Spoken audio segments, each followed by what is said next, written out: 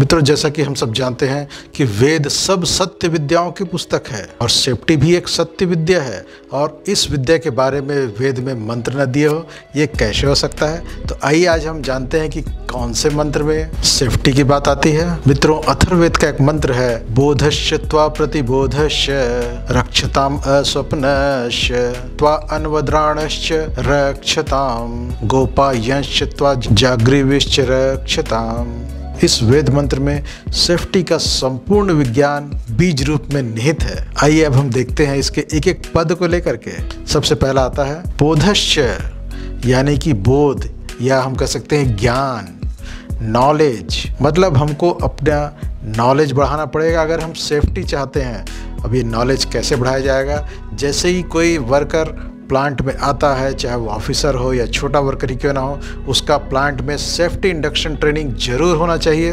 Plant के बारे में उसे पूरा ज्ञान दिया जाएगा, प्लांट में क्या क्या खतरे हैं उसके बारे में ज्ञान दिया जाएगा, और उससे कैसे बचना है उसके बारे में भी उसको नॉलेज मिलेगा। इन सब से उसकी रक्षा होगी। अगला इसमें आता है आपका अवचेतन ज्ञान, यानी आपकी आदतें। मतलब आपको सेफ्टी को अपनी आदतों में शुमार करना है, तभी आपकी रक्षा हो सकती है। मतलब जब भी हम कुर्सी से उठते हैं, साइड की ओर जाते हैं, तो हमारे हाथ में तुरंत हेलमेट आ जाना चाहिए और उसको हम पहन लें, तभी कमरे से बाहर निकलें। इस प्रकार की आदत डालें। कोई भी काम करना हो तो पहले परमिट होना चाहिए, इस प्रकार की आदत डालें। कभी हम साइड में जाए जहाँ पे डस्ट हो, तो वहाँ पे भी हमारे पास डस्ट मास्क होना चाहिए और तुरंत हम उसको लगा लें। हमारी आदत में ये शुमार होना चाहिए। तो इस प्रकार की अच्छी आदतें हमारे अवचेतन मन में निहित होना चाहिए, तभी हमारी रक्षा हो सकती है। कोई भी अच्छी आदत को अपनाने में कुछ समय लगता है, कुछ समय प्रयत्न करना पड़ता है, उसके बाद स्वतः वह कार्य हमसे होने लगता है। ये सब संभव है। प्रतिबोधश्च, मतलब हमारे अवचेतन मन में ये सेफ्टी से संबंधित ज्ञान निहित हो जाए और वह कर्म में परिणित हो जाए। अगला इसमें बात कहा गया है अस्वप्नश्च, मतलब अनिद्रा की अवस्था होनी चाहिए। स्वप्न नहीं देखना है। मतलब जब भी हम कार्यस्थल में जाएं तो हमारा मस्तिष्क पूरी तरह से फ्रेश होना चाहिए, किसी प्रकार से उनिंदी अवस्था में नहीं होना चाहिए। कई लोग साइड में ऊँघते रहते हैं, सो जाते हैं, ये एक्सीडेंट को बढ़ावा देता है। हम जानते हैं कि खासकर रोड में भी जितने एक्सीडेंट होते हैं उसमें अधिकतर में कारण यही रहता है कि ड्राइवर को नींद आ जाती है। तो इस प्रकार से नींद आ जाने वाली किसी भी कारण को हमको दूर करना होगा। वो कारण क्या क्या हो सकते हैं, हम थोड़ा सा विश्लेषण करें तो पता चलेगा। रात को अगर हम अच्छे से नहीं सोते हैं तो हमको दिन में नींद आ सकता है। अगर हम बिल्कुल भरपेट भोजन ठूस करके कर लें, उसके बाद कोई काम करने लगते हैं तो हमको नींद आ सकता है। तो कोई भी काम में जाने से पहले इन सब चीज़ों से बचें।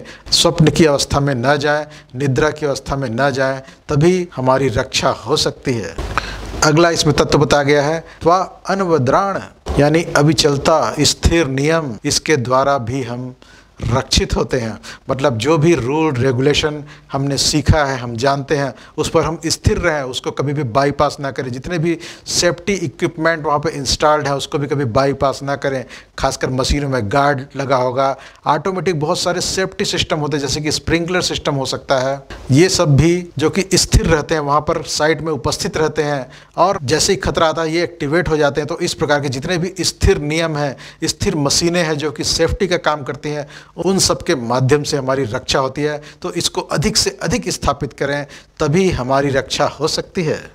अगला इसमें बताया गया है गोपायन। गोपायन का अर्थ होता है चौकसी करने वाले, यानी हर साइट में जब वर्कर्स काम करते हैं तो वहाँ पर कुछ लोग होते हैं जो कि वर्कर्स की निगरानी करते हैं, जिसको हम सुपरवाइज़र भी कहते हैं। तो हर साइट में सुपरवाइज़र ज़रूर होना चाहिए जो कि साइट में वर्कर्स काम करें, उससे पहले वर्कर्स को काम के बारे में ट्रेंड करें और साइट में जा करके एक बार चेक करें कि किस प्रकार से कोई खतरा तो नहीं है। किसी प्रकार का कोई खतरा हो तो उस खतरे के कारण को दूर करें, उसके बाद वर्कर्स को काम शुरू करने दें। और वर्कर के काम शुरू करने से लेकर के अंत होने तक इस प्रकार के गोपायन या चौकसी करने वाले साइट पे उपलब्ध होने चाहिए, जो कि देखते रहें कि वर्कर्स ठीक से काम कर रहे हैं या नहीं, सेफ्टी के नियमों का पालन कर रहे हैं या नहीं, उनको कोई खतरा तो नहीं हो रहा है, और अगर कोई खतरा हो रहा है तो वो चौकस रह करके तुरंत सभी को सूचित करे और सभी को इस प्रकार से गाइड करे कि वो किसी भी खतरे में ना फंस पाएँ। तो इस प्रकार से भी